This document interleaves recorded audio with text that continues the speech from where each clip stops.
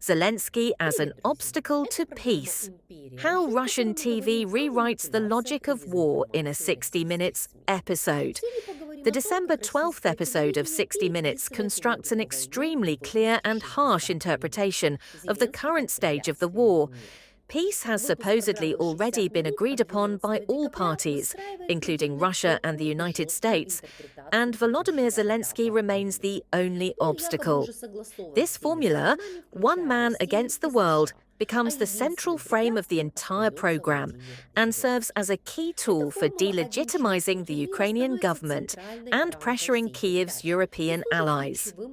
For a Western observer, the content of individual statements is not as important as the structure of the argumentation and the rhetorical devices with which the viewer is encouraged to accept this narrative as the only possible one.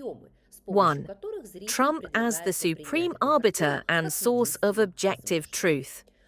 The episode is structured around constant references to Donald Trump, whose words are presented as the final and indisputable verdict.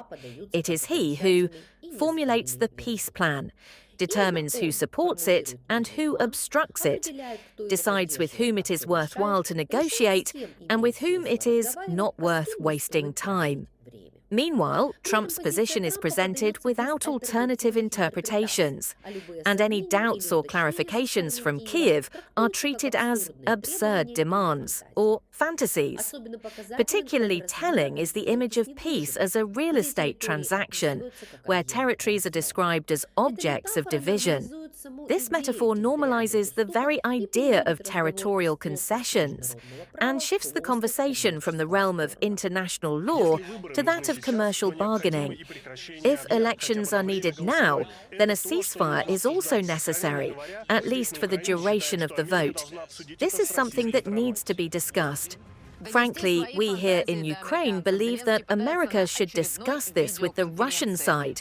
Zelensky is trying to convey his fantasies to the Americans at yet another video conference.